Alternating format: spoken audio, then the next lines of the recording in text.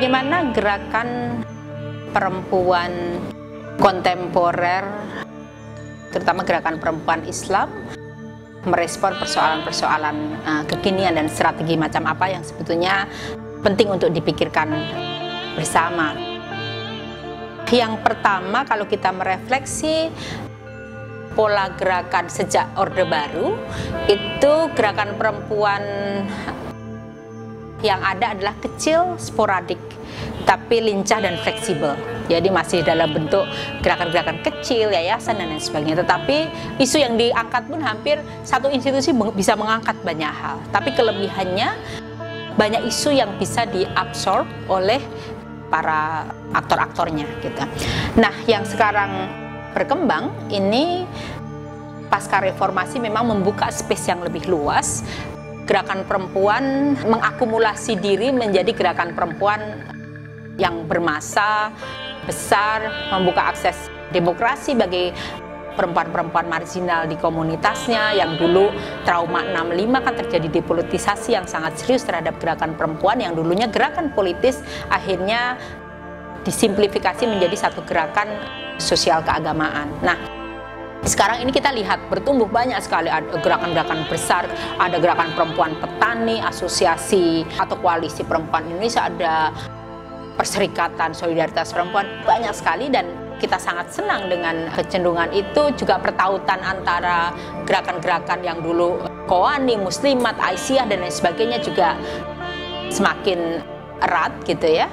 Nah, tetapi satu refleksi saya selama terakhir ini, saya melihat banyak sekali isu-isu besar yang harusnya direspon oleh banyak gerakan perempuan.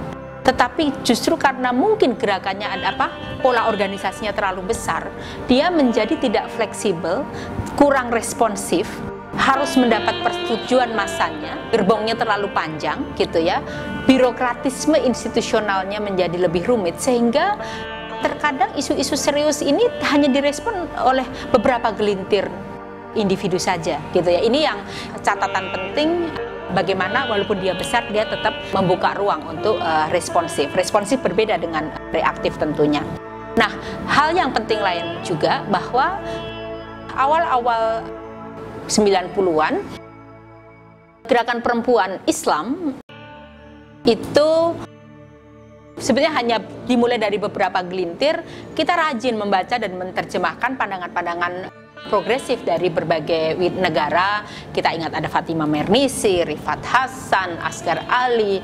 Lalu kita diskusikan bersama-sama. Inilah yang kemudian menjadi cikal bakal lahirnya gerakan progresif di Indonesia, gerakan perempuan Islam progresif, dan mencoba melakukan pertautan dengan kelompok-kelompok perempuan yang mungkin sekuler saat itu. Udah banyak diskusi tentang apa itu gender dan lain sebagainya, tetapi terasa bahwa kita sudah ngomong soal isu gender kok mentok ketika kita berhadapan dengan kelompok-kelompok agama, sehingga perlu wacana yang tersinergi gitu ya, sehingga waktu itu terbangun link antara kelompok-kelompok yang sekuler ini dengan kelompok-kelompok agama menyoal dari isu yang dianggap tidak politis, yaitu isu kesehatan reproduksi.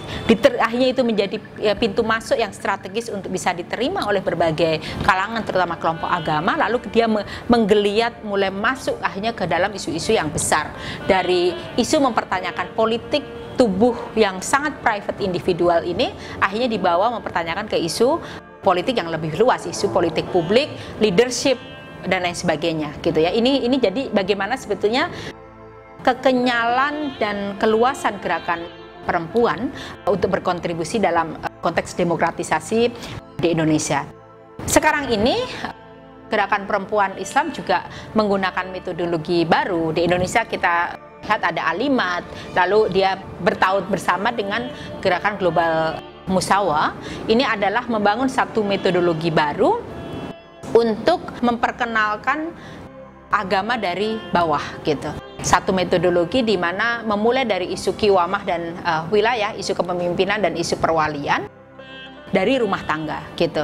Karena sistem perpolitikan di dalam Islam ini dia mereplikasi relasi domestik di rumah perempuan nggak boleh jadi pemimpin, maka di publik nggak boleh jadi pemimpin. Nah, sekarang dimulai dari faktanya, banyak sekali perempuan-perempuan udah menjadi kepala rumah tangga. Nah, ini seperti apa sebetulnya?